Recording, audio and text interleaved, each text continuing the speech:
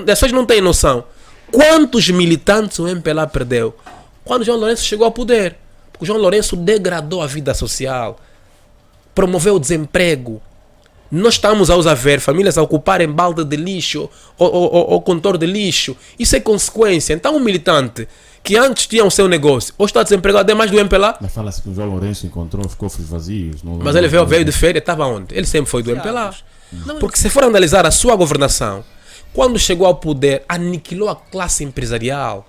João Lourenço matou a classe média, entende? Quando você mata a classe média, nós antes, você contém um negócio, podia ir para o Dubai, comprar um carro, vens aqui. Nós tínhamos as nossas missas, certo? As missas, no bom sentido. João Lourenço matou a economia nacional. E nós temos amigos, eu tenho amigos empresários com quem eu sento, lamentam. Durante essa sua campanha de modo a mobilizar que as pessoas votem, né, se registrem e votem, sentiste que as pessoas estão assim expectantes para participar desta manifestação? Não há muita vontade, tem que ser coerente, não há muita vontade. Porque é assim, ou seja, o voto que ele depositou a um partido político não mudou a sua vida, pelo contrário, degradou a sua vida social. Porque então, eu não votar tem que ser um voto, é abstinência. A abstinência não pode favorecer a um partido no poder. A abstinência é que eu não me reveja em um partido político que concorra às eleições. Então não pode pertencer a quem eu não me revi. Portanto, esse discurso também, nós às vezes temos vindo a legitimar a fraude, porque eu quando não voto, o voto vai para o MPLA. Não, a questão, quem compra as urnas? Como as urnas chegam aqui? Entende? Quem está na CNE? O Manico é membro do MPLA. Quem está no Tribunal Constitucional, que vai legitimar as eleições? Laurinda Cardoso foi membro do MPLA. Nós temos que contar os votos. O ativismo... Contagem de voto diferente temos que ter. Sim, nós vamos acompanhar as eleições. Os ativistas? Mesmo a nível. Vamos acompanhar, mesmo a nível. Vocês terão acesso?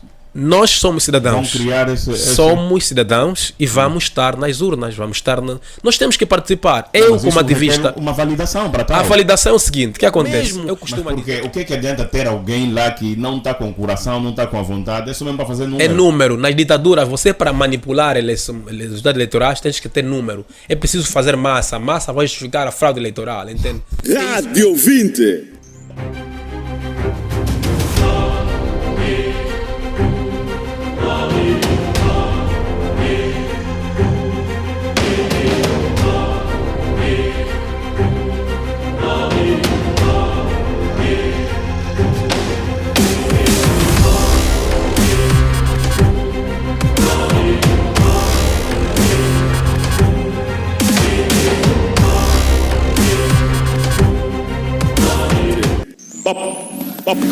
Papo reto. Ouvintes, portanto, boa noite. Sejam bem-vindos a mais uma entrevista na sua rádio. Hoje, quarta-feira, 6 de abril de 2022, 19h21 na rádio. Portanto, é mais uma edição do seu programa Papo Reto. Hoje decidimos então aqui conversar com o nosso convidado que já está a ser visto nas imagens. Mas antes de ir à entrevista com o meu convidado, eu vou falar aqui do nosso parceiro, que é a Juez Angola, tá certo? Que é a agência de viagem. Isso é para você que quer viajar para Portugal, Estados Unidos da América ou qualquer outro país com embaixada em Angola e não sabe como tratar o seu visto. Não se preocupe que nós temos a solução, tá certo? A Juez Angola é uma agência de viagens que desde 2014 ajuda dezenas de famílias angolanas e não só a tratar vistos de turismo, estudo e saúde para diversos países no mundo. É verdade, eles fazem ainda vendas de bilhetes de passagem, seguros de viagem, reservas de hotéis e muito mais, tá bem?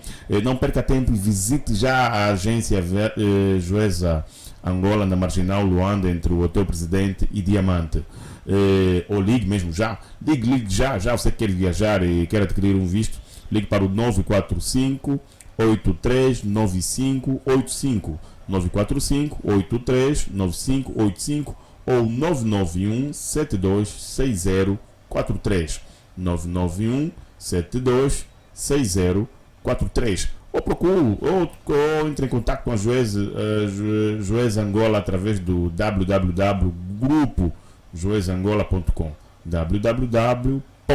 assim que está correto, www.grupojuezangola.com.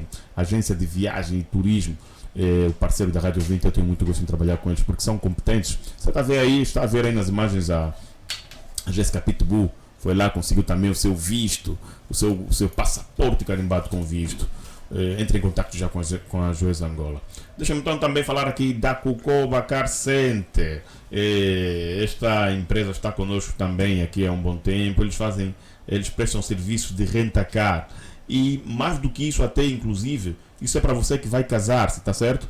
Você que vai casar-se e pretende então ter um carro decorado, um carro personalizado, eles oferecem-lhe, e acompanhado já de um motorista. Tá certo? Então você que vai casar, quer uma viatura personalizada, eles dão-lhe esta viatura personalizada com motorista. Eles prestam também serviços de renta-car, prestam serviços também, eles apoiam questões fúnebres, eles fazem reboque de viatura 24 horas também e muito mais. Fale já com a Cucoba Car Center através do 923788601, 923-788601 ou 923-730444. 923-730444. Cucoba Car Center é a melhor renta-car de Angola. Ouvintes, muito obrigado então, portanto, por estar aí do outro lado. Entrem mesmo em contato com os nossos parceiros. Deixa-me também aqui agradecer o meu convidado de hoje, o meu convidado do dia. Portanto, desde já, muito obrigado pela sua presença. Tá certo? Jerônimo Cissa está aqui na Rádio 20 para então podermos conversar assuntos relacionados ao país. Obrigado, Jerônimo, pela sua presença aqui na rádio. Seja bem-vindo novamente. Muito obrigado, Rádio 20, a todos os nossos internautas que nos acompanham. Portanto, é sempre uma honra estar aqui para que juntos possamos partilhar reflexões em torno da realidade social, econômica e política de Angola e, quiçá, do mundo, né? Portanto, é sempre uma honra na medida em que eu nunca saí daqui. Yeah. É verdade, é verdade. Sempre muito pausado, muito calmo, mas está a acompanhar as situações que estão acontecendo no país. Pois, como cidadão que faz a leitura sociopolítica constante de Angola e do mundo, e percebi a importância da política na vida das sociedades e fundamentalmente das populações, dos cidadãos, então nunca mais quero estar fora da política. Porque a política define o curso da minha vida. Okay. Portanto, essa razão de estar ligada a todos os fenómenos políticos constantes que ocorrem em Angola e no mundo. Ok, muito bom, muito forte, muito forte. Vamos começar assim. Os ativistas, isso foi o ano passado, né? Tiveram aí um número elevado de manifestações, reivindicações, e muito reclamavam nas redes sociais e de forma presencial. Mas hoje eu te faço a pergunta porque eu tive num debate e alguém perguntou, assim em forma de deboche: isso é certo. Cadê os ativistas? Onde é que andam os ativistas? Eu pus-me a pensar, realmente, esse ano ainda não houve qualquer situação que vos caracterize. Por exemplo, qualquer situação que nos desperte, que nós sabemos, são os ativistas. Então o que eu quero entender é o seguinte: cadê os ativistas? Pois, na verdade nós estamos aqui. Entenda que a atividade do ativismo cívico não se circunscreve ou se limita substancialmente ou unicamente nas manifestações. O ativista é um ator da sociedade em que participa cotidianamente da atividade de desenvolvimento também econômico e social do país. Entretanto, nós entendemos que a nossa visibilidade não se pode limitar apenas quando eu vou à rua, porque hoje estamos a perceber que estamos no ano eleitoral. Há uma necessidade de eu, como ativista, ir mobilizar as pessoas a ir ao registro eleitoral, porque o poder se conquista mediante o sufrágio universal direito, que é na urna, né? E era importante que nós dessemos uma pausa, porque aliás nós estávamos a fazer pressão de acordo com o quinquênio governativo do João Lourenço, são 5 anos, e durante esses 5 anos nós fomos questionando, fomos fiscalizando, e com base o barômetro que é a pulsação ou impacto daquilo que são as políticas públicas que fomos vivendo, então fomos às ruas, né? Mas entenda que nós temos também que participar nas ações de Estado, daí a necessidade de termos ido às ruas, termos ido aos mercados, nos autocarros, para sensibilizarmos as pessoas a se registrarem para que possam participar então nas eleições. Mas também há uma questão aqui a fazer nota. O ativismo em si não é uma atividade das ruas apenas. E sobretudo de consciencialização daquilo que é a promoção da cidadania. Porque ser cidadão não é apenas ir votar, está acima disso. Consiste na dualidade entre direitos e deveres. Ou seja, o cidadão é aquele que cumpre os deveres e também exige os seus direitos.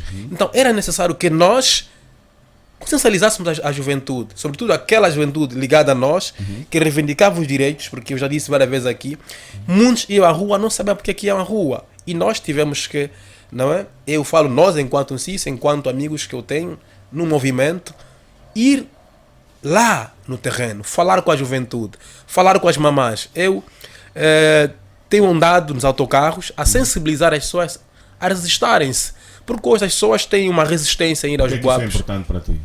É importante porque as pessoas precisam exercer esse direito de cidadania, né? Direito de votar, de escolher. Agora, embora eu notei uma resistência por parte das pessoas, porque sociologicamente, a sociologia política tem que se medir o impacto das políticas na vida das pessoas. Há uma resistência, houve naturalmente muita resistência, porque hoje o voto não se traduz na vida das pessoas. As pessoas votaram muitas vezes, mas nada mudou nas suas vidas. Ok, por isso há tanta gente que diz: eu não estou despreocupado com isso, eu não vou votar. Ainda mesmo depois de lhe informarem que o voto, ele não se fazendo presente para votar, o voto dele reflete-se no partido no poder. Não quero saber. Ou seja, as pessoas já estão mesmo assim, não querem... Sim, mas também essa narrativa de que os votos se refletem no partido no poder já está a legitimar a fraude. Porque eu não votar tem que ser um voto em abstinência. A abstinência não pode favorecer um partido no poder. A abstinência é que eu não me revejo em nenhum partido político que concorra às eleições. Então não pode pertencer a quem eu não me revi. Portanto, esse discurso também, nós às vezes temos vindo a legitimar a fraude, porque eu quando não voto, o voto vai para o MPLA. Não, o voto é demonstração de simpatia, não é? E sobretudo uma opção que eu faço a um partido político mediante aquilo que é o seu projeto de governação. Então, se eu não escolhi ninguém, porque não vejo ninguém capaz de me governar de acordo com as minhas visões. E esse voto não pode ir a um partido político. Mas dizer que, né? 4 anos, 5 anos, uma manifestação dessa, você não participa. Mas estamos aí a reclamar todos. Entenda mas,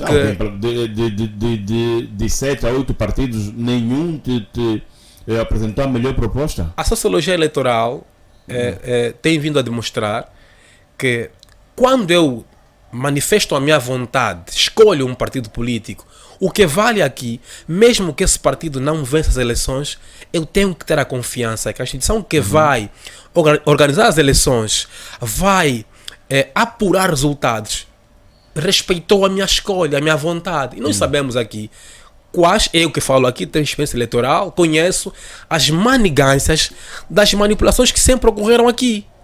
Né? Tanto mais que eu já escapei a morte por falar sobre essas questões, ameaças, captura e tudo mais. O que ocorre é que nós... Manipulações como? Então, se assim fosse, Cissa, desculpa te cortar, se assim fosse... Não, fica à vontade. Se assim fosse, o partido no poder não faria mais campanhas, não gastava dinheiro com isso, porque já no final de tudo vai manipular. Não, mas tem que olhar como é que o sistema controla os organismos de Estado.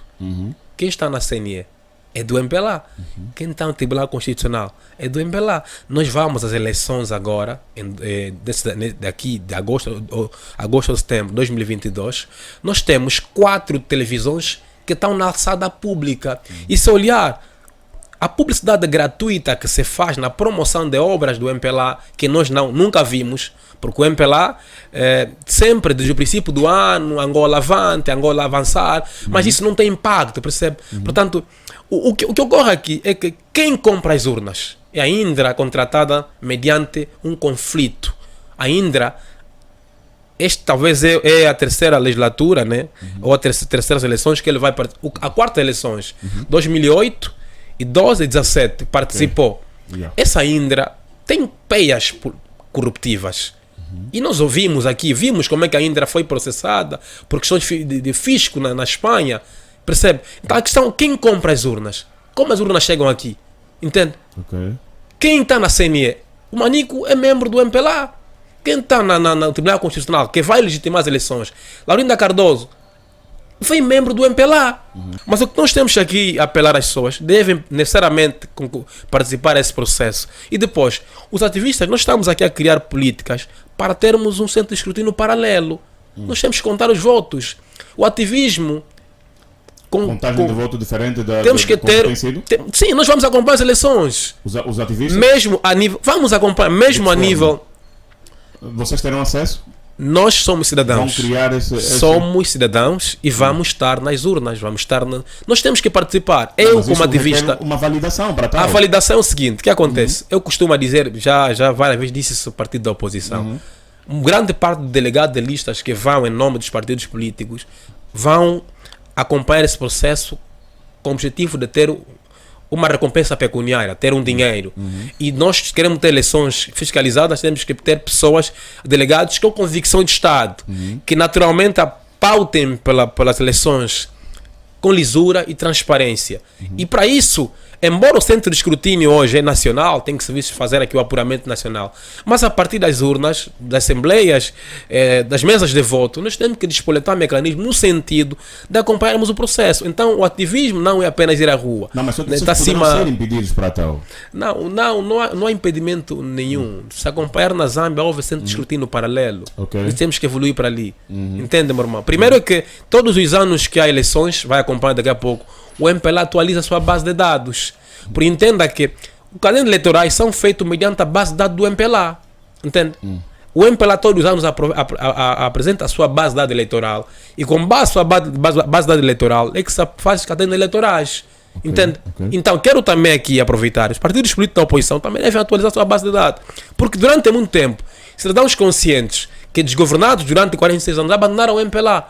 Mas esses cartões nunca foram deitados pelo MPLA, continuam lá.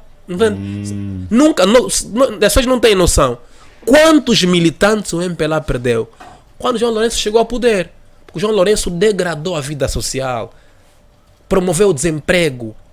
Nós estamos a ver famílias a ocuparem balde de lixo ou contor de lixo. Isso é consequência. Então um militante que antes tinha o seu negócio, hoje está desempregado, é mais do MPLA. Mas fala-se que o João Lourenço encontrou os cofres vazios. Mas ele veio de férias, estava onde? Ele sempre foi do MPLA. Não é um forasteiro que era da UNITA e foi lá no MPLA. Ele é do MPLA. O João Lourenço não é pobre. Mas fala-se também que muitas vezes entre eles não há união. No MPLA nunca, mas corruptos vão ser unidos. Existem ilhas.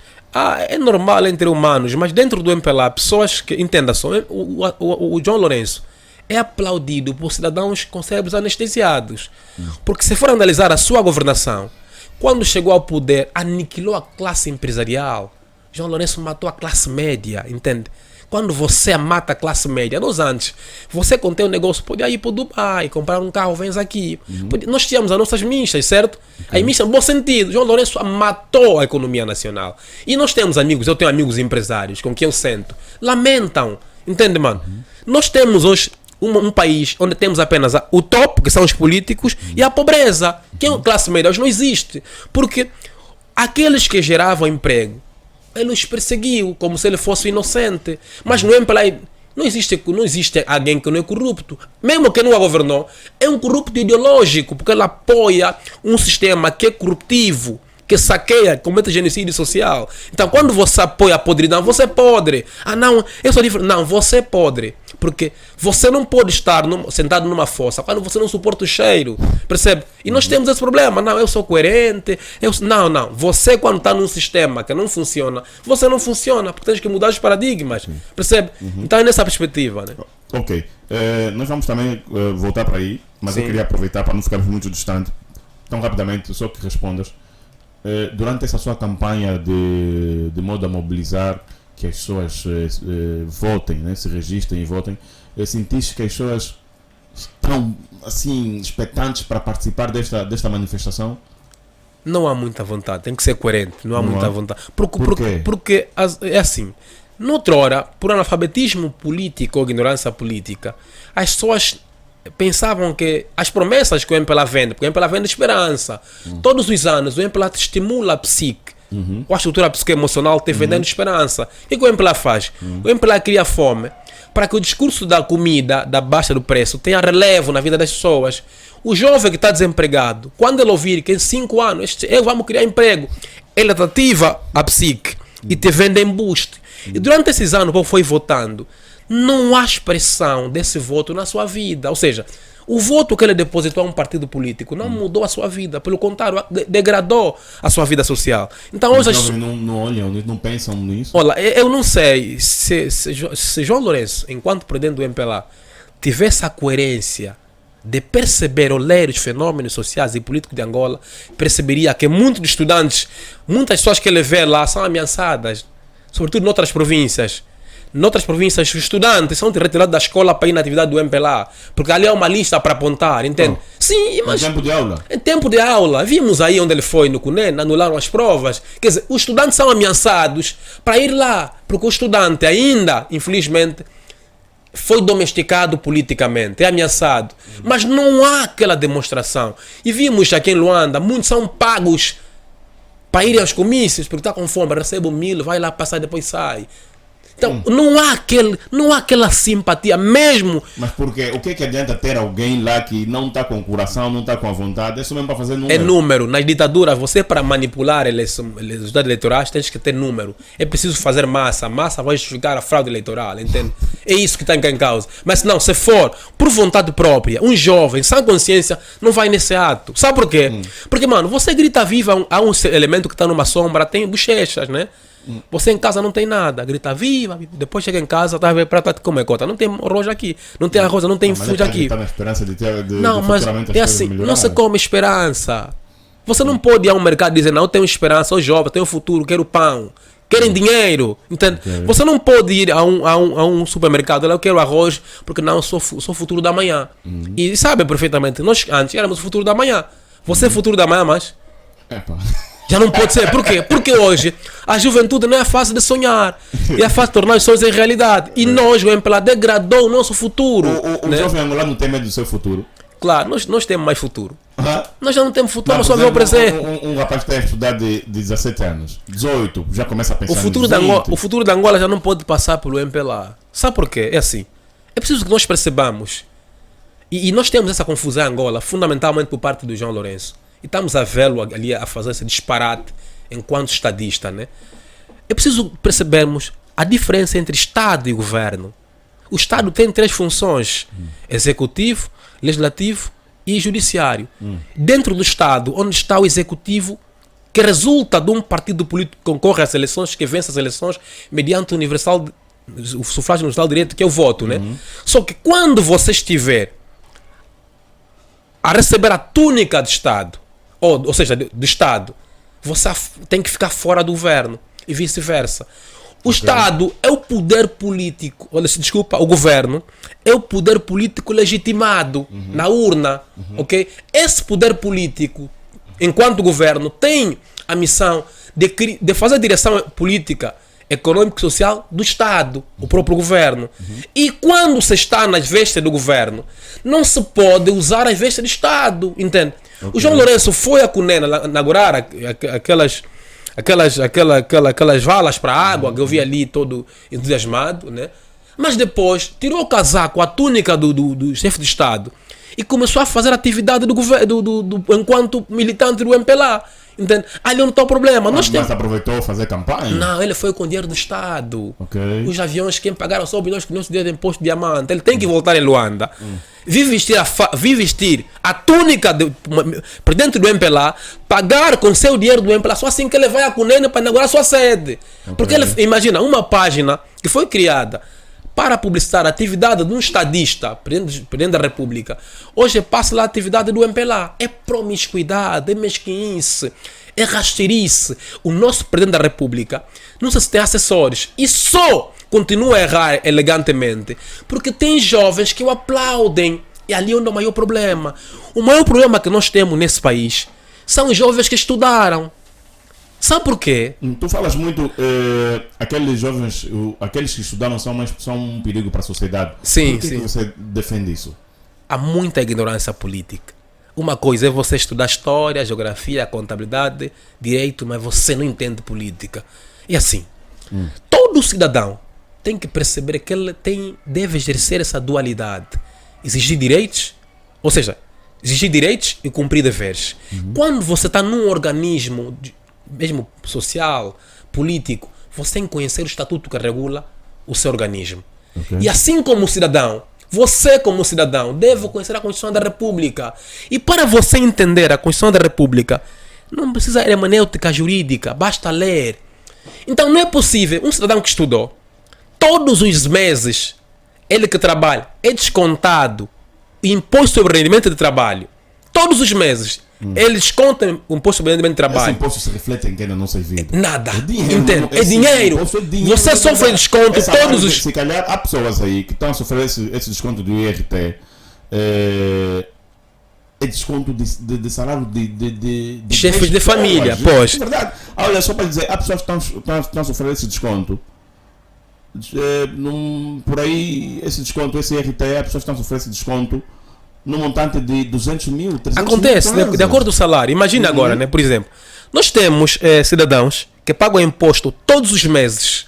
O Estado recebe esse dinheiro. Do seu suor, recebe esse dinheiro. Contribui para esse Estado, né? Quem está a gerir o Estado deve também ter obrigações para mim.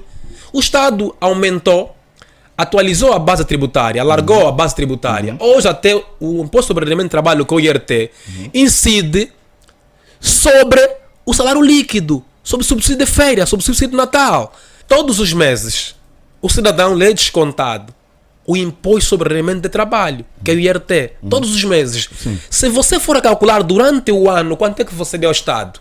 Estou a falar Estado enquanto todos nós, né? O dinheiro para nós. 100 mil kwanzas, 200 mil Pois, em função do salário. mas agora, quem gera o Estado é o governo, não é que gera o nosso dinheiro. Nós todos não é? Você dá o dinheiro ao governo Isso. para que possa cumprir o seu programa de governação que prometeu mudar a sua vida. Sim. Agora eu lhe pergunto, você como cidadão que estudou, que é doutor, que fala bonito, muito importante e porém, todavia, contudo, você descontado o imposto todos os meses. O que é que você exige para esse governo que te governa?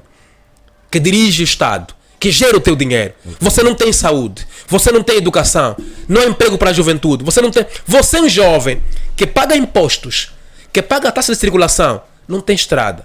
Se você não pagar o seguro, o polícia te prende.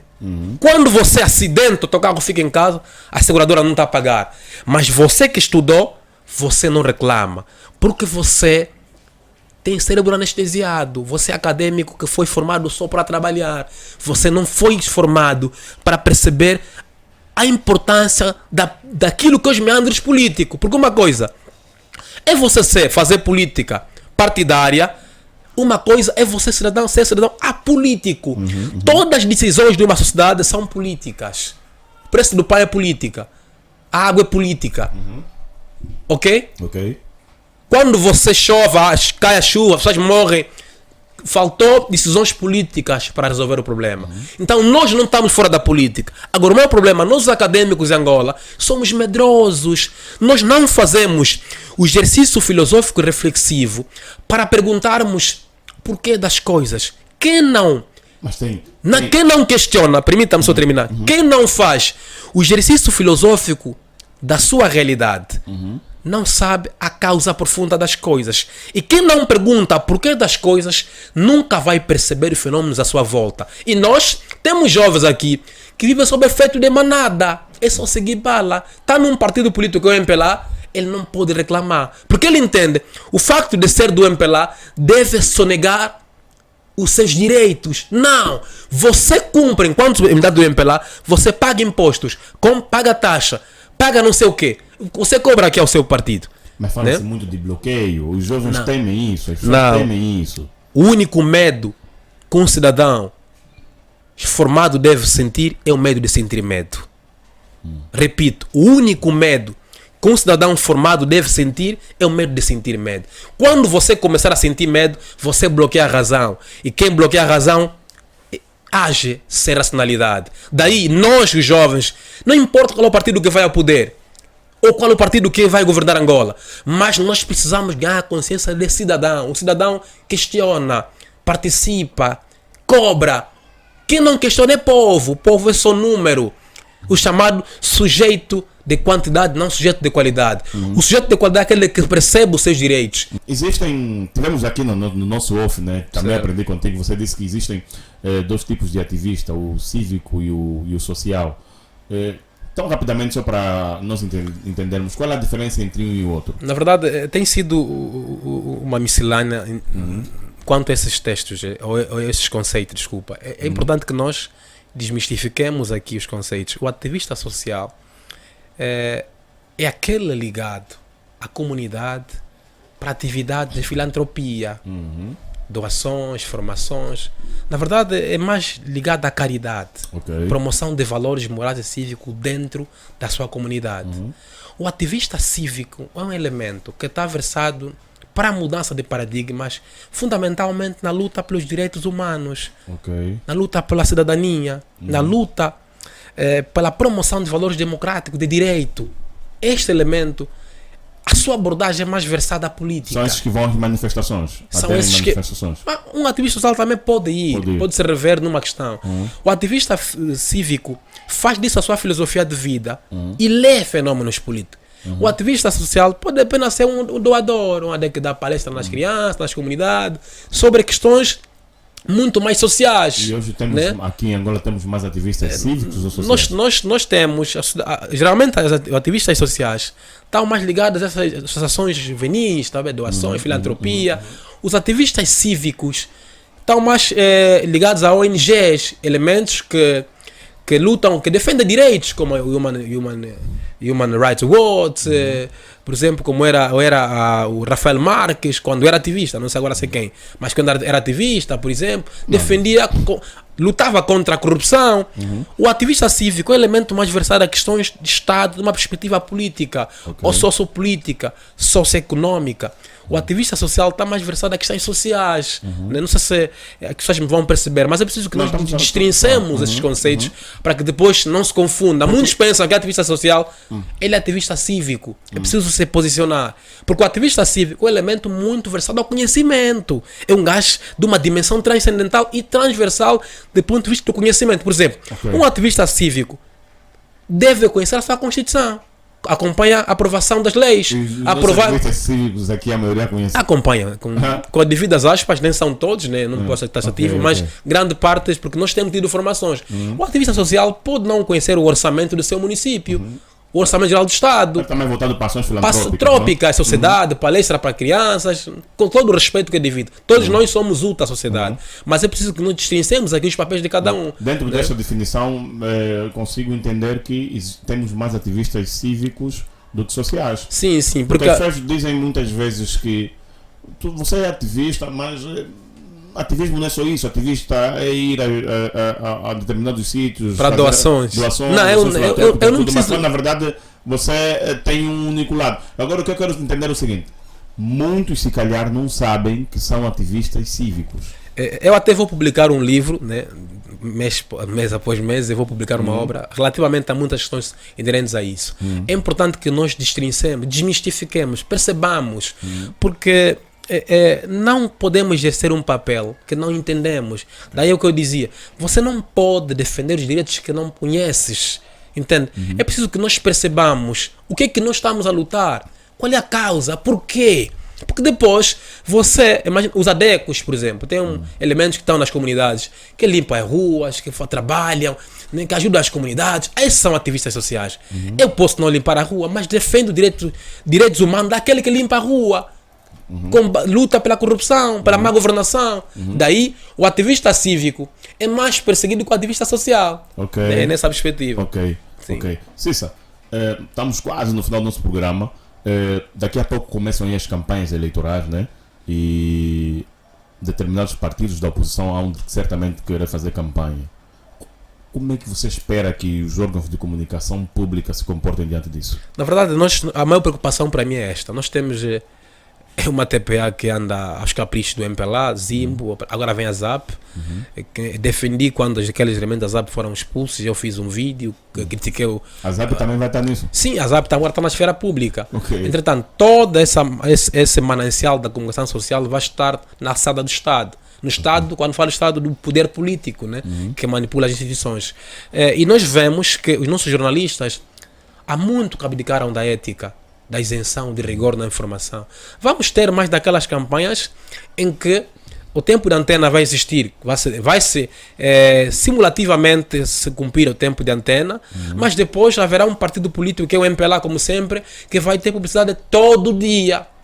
Das obras que nós não vemos, do PIME que não avançou, que não está a pitar, nem PIMPIPI estamos a ver, mas vai passar ali, porque é habitual. Agora, entendam que hoje as redes sociais têm muita força, né? Eu ando com o telefone na mão, que é a minha TV, e consigo mensurar até que ponto eu atingi meus objetivos enquanto público-alvo. Então, eu vejo uma campanha política como da mesmice. Okay. Da mesmice, né? Da mesmice, sim. Ok, porque estamos no final do nosso programa. Eu quero que no próximo programa você volte aqui para falar sobre o atendimento público, porque você partilhou um vídeo, né? Ou alguém partilhou, que viralizou num hospital geral de Luanda, exatamente, né? Sim. E você reclamava o atendimento. Como é que nós temos várias instituições públicas, nós temos as conservatórias, as identificações, hospitais públicos. Essa gente atende-nos como se estivesse a nos fazer um favor. Foi isso que você reclamou. Pois. Por quê? O médico cubano não estava o médico, o senhor Henriques, com todas as aspas, eu teria até fotografia da escala, não se fez presente. Eu estava no banco de urgência da ortopedia, havia pessoas feridas, pessoas sangrarem, e não havia médico. Quem estava a coordenar o banco, o supervisor, era um enfermeiro também recém-integrado, né? E quando lá cheguei, com o meu irmão doente, me atenderam das 20, me atenderam às 0, e eu reclamei, a polícia vinham. Mas entenda, a atitude do polícia não é porque ele está a defender o Estado, ele está a defender o governo, a ditadura, a má governação. É o seu emprego. Não, emprego de quê? Emprego é garantir que eu exerça os meus direitos. Porque o grande problema que nós temos, isso é que eu falava na outra hora, é fundamental que as pessoas percebam os seus direitos. Essa informação, ele sabe. Ele deve ter, porque ele é polícia do Estado, ele tem que perceber que aquele é uma unidade sanitária. E nós temos do artigo 77 da Constituição da República, eu tenho direito à assistência médica e sanitária. Eu, quando vou a um hospital, onde esse hospital se mantém com o meu imposto, com o dinheiro do petróleo, diamante, que é nosso, eu devo ser atendido. E eu via sangue, um jovem que acidentou, estava a sangrar no pênis, né? Amarraram a ligadura, está a dizer vai para casa, volta amanhã. Havia uma senhora com ferro sentado, com uma bebê a sangrar, muito sangue no banco de urgência. E eu entendi fazer a denúncia para a ministra e para fundamentalmente o presidente da República, que dizem que está a melhorar a saúde. O polícia vem e está a me amedrontar, quer me prender. Mas entende, eu sinto pena do polícia, porque ele foi educado a ser um polícia trungungueiro, um polícia arrogante, porque entende que para sonegar os meus direitos deve ir com arrogância. Só que eu já não temo a morte, eu já não temo cadeia. Agora, se por pensar diferente, por defender os meus direitos, vou morrer, eu que morra, mas eu não posso parar de defender os meus direitos. Aliás, eu não sou acadêmico para usar fato, para falar, portanto, eu sou acadêmico para exercer os meus direitos. E para isso, por isso dali a minha intervenção com a polícia, mas depois os médicos apareceram, o polícia teve que sair envergonhado, infelizmente, porque ele está exercendo uma função que nem domina, que não sabe o que é a polícia do Estado, pensou que é a polícia do MPLA, e deu como se deu, né? Ok. Sim.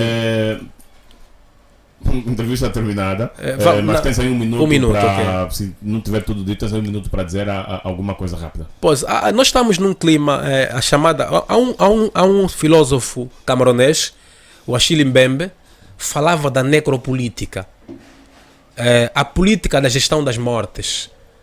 E nós estamos num momento em que estamos num clima muito pesado em Angola. Estamos com necropoder, que aparece sempre pessoas mortas nas ruas. Muitas das vezes a George Gapen, também um filósofo italiano, dizia que cria-se o estado de exceção para se matar livremente. Ou seja, nós estamos num ambiente em que a nossa saúde, os bandidos criados aqui para assaltarem, para matar pessoas, é uma forma de legitimar mortes encomendadas. Nós ativistas somos presos, somos ameaçados constantemente. Mas o ativista não pode ser um perigo. O maior perigoso é quem governa mal. O maior perigoso é o corrupto, que rouba o dinheiro de todos e leva fora. Eu, como ativista, sou auxiliar direto de quem governa, porque o bajulador não tem capacidade de dizer o que está errado, mas eu digo, está mal. E o político inteligente deve perceber o valor da crítica. Mas nós hoje criou-se um ambiente para se matar livremente. Assaltos, já acontece pessoas mortas na rua. É uma forma, quando não matarem Cissa, são bandidos que eles assaltaram. Mas é necropolítica, uma forma que se encontrou para legalizar a morte das pessoas. Queremos apelar, nós não vamos parar. No dia 9, sábado, vamos estar na rua para exigir a libertação política dos nossos irmãos Tanais Neutro, Luther King e tantos outros em Cabinda que foram presos por exercerem os seus direitos. Né? Muito obrigado a todos. Jerônimo Cissa, como sempre, pensar e fazer pensar. Perfeito. Jerônimo Cissa aqui na Rádio 20, muito obrigado pela sua presença. Como eu havia dito, vais voltar para daqui a mais alguns meses ou semanas para falarmos sobre atendimento público. Ouvintes, muito obrigado pela vossa presença e audiência. Jerônimo, obrigado pela sua presença também. Tive muito gosto em tê-los do outro lado. Técnica e seleção musical do programa Milton Júnior, Honório José nas imagens. Paulo Negrão falou para todos vocês, ouvintes. Boa noite. Até já.